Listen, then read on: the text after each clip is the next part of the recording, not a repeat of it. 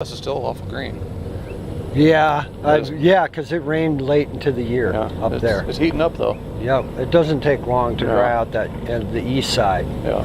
You know, those ponderosa pines just. Yeah, I'm kind of thinking it'll be a fall season up there this year. Leave here once the rains start. Right. Head that way maybe. Yeah, yeah. Well, now do you guys what? You contract, obviously. So is it federal contract when it goes to federal contract? Yeah, so we're on an exclusive use contract with the Forest Service, and it's a 150-day contract. Right. Okay. So when we're on that period, we're theirs. Right. Yep. Our managers over there, yeah, we answer to them. What's your name? Matthew. Matthew, I'm Vince. Vince, nice to meet you. Nice to meet you. I'm on my way up to the canyons, just kind of taking a trip north. So around the corner, HTS has a sky crane, and then Billings has another one of these. Wow. So. This is an amazing unit. Yep. Hey, take a look. Okay. Feel free to look at the water bucket or anything you want. Okay. Thanks. It's all inside of it. Look around. All right. I'm going to take kind of a... This is more of a documentary for my daughter. Oh, there you go. Yeah. So I'm going to... Okay, guys, this is a C-47 Boeing CH-47, right? Yes, sir. And this is an amazing vehicle. Now, what you guys do is, do you have a tank in here? What exactly? No, the water bucket. It's a water bucket. Yeah, okay. It hangs down about 200 feet, 2,600 gallons. Wow. And then it's SCI Industries, and it's a power fill torrential valve. Wow. So it's got 4 pumps in it that will self-fill it. Self-fill it. And then the valve So it's not a scooper. Correct. Right. And the valve is a variable, meaning the pilot controls it 100%. Wow. So he can do split drops, trickle drops, full drops, whatever the guys on the ground need. Okay. So he's pretty accurate as far as its ability to hit what it wants. right on the spot. Right on the spot. Okay, we've got 2 of these that are in the States now, well, south of us, that are tanked. It's internal from Simplex out of Portland. Okay. And its capacity is 2,800 gallons. Man. And that's a lot. That's a lot of gallons. It really is. We average. I don't know if does the C-130 have that many gallons? I'm sure they do. God, you know, I was in that and saw the tank, and it doesn't take much of a tank to have that many gallons. Yeah, well, and a lot of weight. It fills up from the second row there all the way to the back. Does it? And you got a walkway down this side, just about for your shoulders. Man, I don't know if that C-130 tank was that big. Yeah. It was, I would say, 2 of these sections. Okay. And about this wide. Right. And that big around. I mean, it was. I remember it being kind of small in the aircraft. I like these big circle portholes. That's so classic of this. That's a military. Okay. You know, it's still the difference between a military and a civilian. Civilian will be square. Oh, okay. And more of them. All Because right. they were built for carrying passengers. Right, right.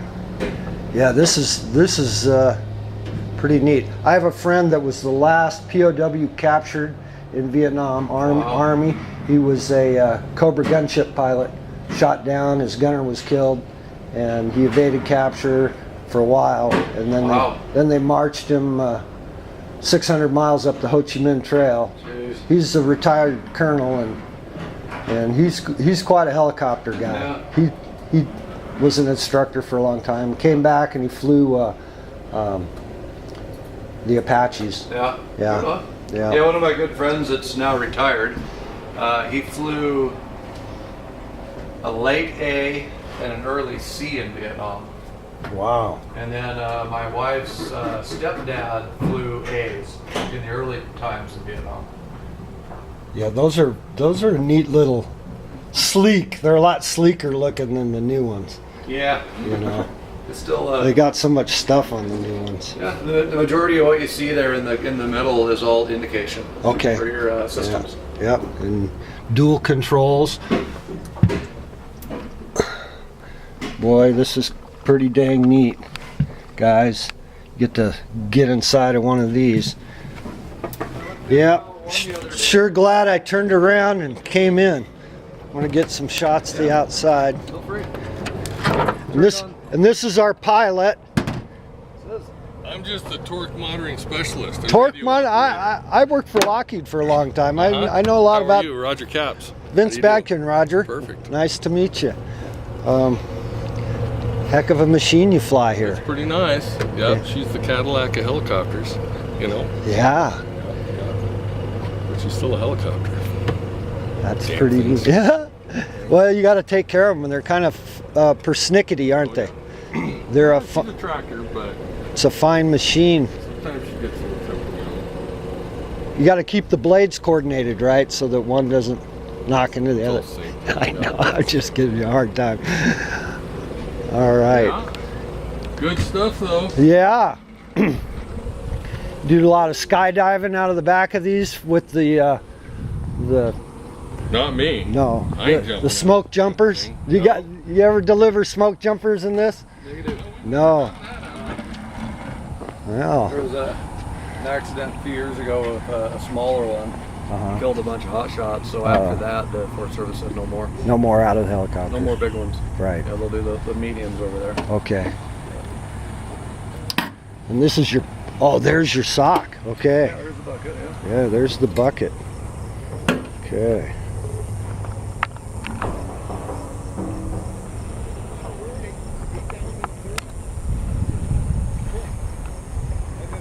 That's pretty neat.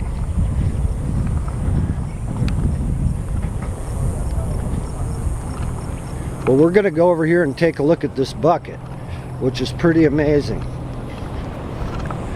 Now you'll see the hook on this, and the power box, and all the cabling. It's a wire rope to this large bucket, has the pumps in it, and you'll see the pumps down in there. There's 4 pumps, and that sucks it in with the valve, and then it goes all the way back to the helicopter. So these guys are quite amazing. A brave crew. You fly over these mountains and into the fires and pick up the water in the lakes. Anything goes wrong, you don't have much of a second chance. So these guys work real hard at doing a precise job and maintaining the maintenance on these helicopters. This helicopter is made by Boeing, and it is shiny beautiful. And that's where we were, up in the cockpit of that. As you can see, it's just crammed full of equipment and controls. It's amazing. There we are. Okay. Well, and this is the support equipment that's used. This is Columbia helicopters. Now, I believe Columbia is out of Oregon. I don't know. And then you see our little rig. We pulled in here. We look like we're almost meant to be here. Fuel trucks, power, maintenance, parts, everything. Self-contained mobile. Okay, we're gonna sign off and let these guys go to work and help save the fire, the Burrow fire, up on the Catalina Mountains. And you'll see that's where they're going, up in those mountains. Mount Lemmon. There it is.